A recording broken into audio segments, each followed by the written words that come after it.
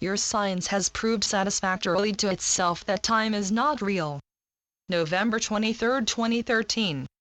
Your awakening is divinely assured and therefore inevitable.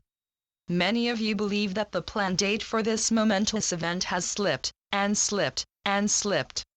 I have to remind you that time is part of the illusion, and that nothing has slipped.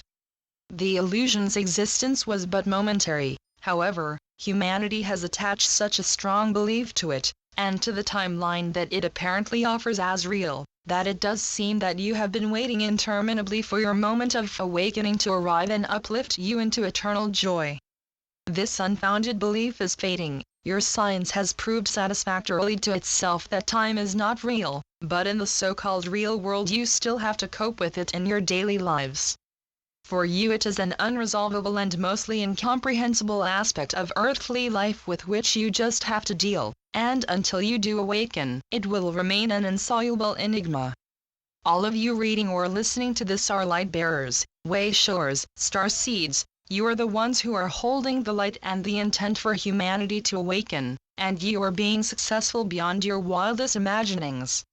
The awareness of the collective is changing, its vision is being redirected towards the spiritual aspects of life and away from the increasingly less enticing distractions of the illusion, and this is largely due to the intensity of your prayers, meditations, and powerful spiritual intentions. You incarnated to do this, and you are succeeding, but, of course, your memories of reality remain hidden from you as you work long and hard to complete the enormous task that you have undertaken with limitless assistance from those in the spiritual realms. If you could fully remember who and what you are, your task would be undoable because the awareness of the joy of heaven while you were experiencing the misery, suffering, and betrayals of human life would completely distract you from it. For you to carry out your mission on Earth, Earth has to appear very real to you. On Earth you all have a so-called shadow side that has to be acknowledged, honored, and brought into alignment with your full self. It is the part of you that has suffered over numerous lifetimes, the part that has had to go into denial to survive, and that denial has to be seen and resolved. In the spiritual realms, where you have frequently gone for rest and relaxation after an Earth life, there is no pain or suffering, only love. Nevertheless, while on Earth and living out illusory lives, every one of you has mistreated others and been mistreated, and the shadow of those painful experiences and hidden memories has to be brought to awareness and healed, because anything that is not in perfect harmony and alignment with love cannot withstand the intense and beautiful energy that is reality, heaven. Every sentient being, every conscious being is a divine creation, and is therefore perfect.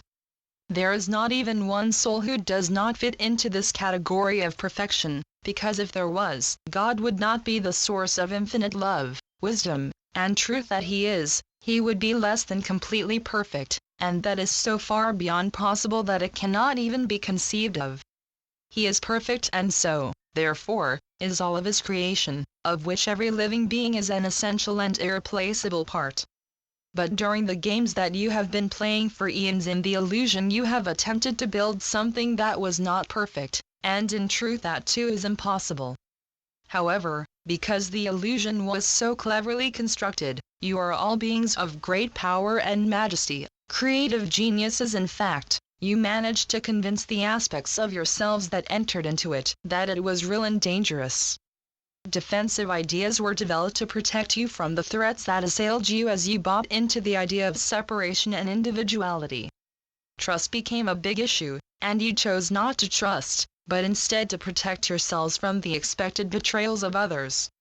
You built mistrust and betrayal into the illusion and then had to deal with them.